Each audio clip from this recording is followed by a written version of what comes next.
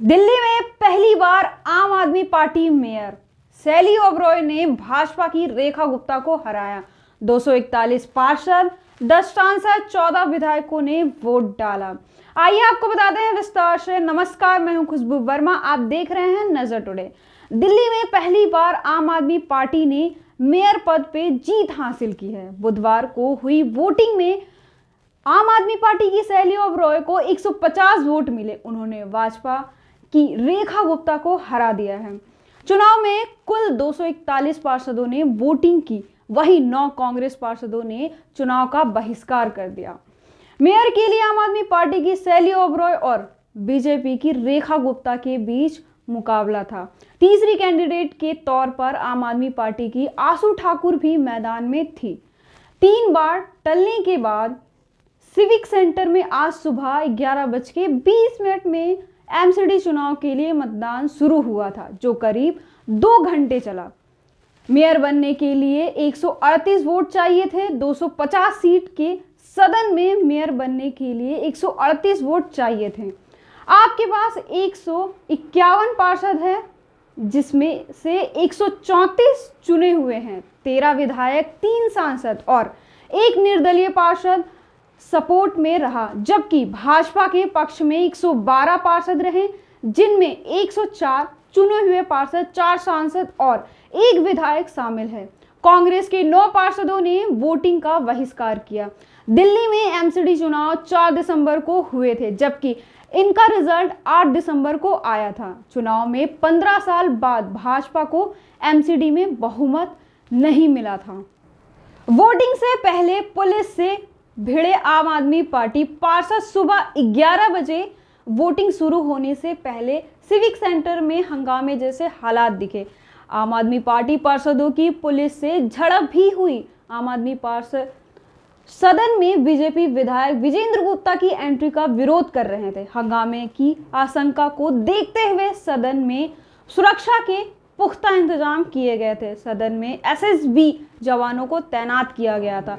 Voting प्रक्रिया को तेज करने के लिए एक्स्ट्रा बूथ लगाया गया था। बीजेपी के सांसद हर्षराज हंस से कहा था उसकी पार्टी मेयर चुनाव जीत रही है। सांसद मीनाक्षी लेखी ने मेयर चुनाव का सबसे पहला वोट डाला था। कांग्रेस के पार्षद वोटिंग से पहले सदन से बाहर चले गए। इससे पहले 3 बार चुनाव नहीं हो सके। इससे पहले 3 बार मेयर चुनाव कराने की कोशिश की गई, लेकिन भाजपा और आम मेंबर्स के हंगामे के चलते ये 3 नहीं हो सके। हंगामे की वजह से एलजीवी के सक्सेना की ओर से मनोनीत 10 एमसीडी सदस्यों को वोट देने की अनुमति का फैसला था। इसे लेकर आम आदमी पार्टी की मेयर प्रत्याशी शैली ओबरॉय सुप्रीम कोर्ट पहुंच गई थी। इसमें मनोनीत पार्षदों को मेयर चुनाव में वोटिंग राइट देने के फैसले को चुनौती दी गई। 17 फरवरी को सुप्रीम कोर्ट ने आम आदमी पार्टी के पक्ष में फैसला सुनाया था। 24 घंटों के अंदर नोटिस जारी करने के लिए कहा गया था।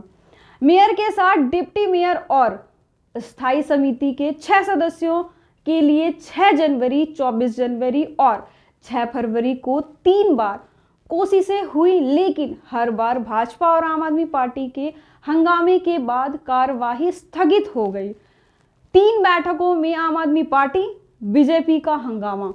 6 जनवरी एमसीडी मुख्यालय में आम आदमी पार्टी और बीजेपी के सदस्य आपस में भिड़ गए। हंगामे की वजह से मेयर, डिप्टी मेयर और स्थायी समिति के सदस्यों के चुनाव की प्रक्रिया स्थगित करनी पड़ी।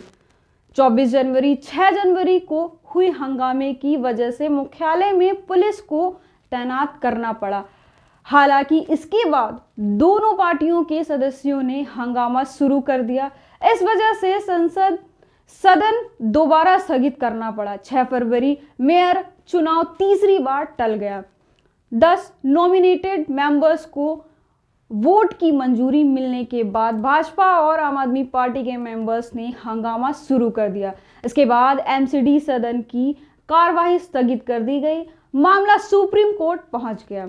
एससी ने कहा नॉमिनेटेड मेंबर्स को वोटिंग का हक नहीं। दिल्ली मेयर चुनाव के मुद्दे पर 17 फरवरी को सुप्रीम कोर्ट में सुनवाई हुई। कोर्ट ने पहली मीटिंग में ये चुनाव कराने के निर्देश दिए। इसके लिए 24 घंटे के अंदर नोटिस जारी करने के लिए कहा। सुनवाई के दौरान कोर्ट ने कहा कि नॉमिनेटेड मेंबर्स को वोटिंग का हक नहीं है। सुप्रीम कोर्ट ने कहा कि मेयर के चुनाव के बाद ही डिप्टी मेयर का चुनाव हो सकता है। सीजेआई चंद्रचूड़ ने कहा, इस बात पर जोर देने की आवश्यकता है कि मेयर बैठकों का संचालन करेंगे। मेयर का चुनाव पहले होना चाहिए, फिर डिप्टी मेयर के चुनाव के लिए बैठकों की अध्यक्षता करेंगे।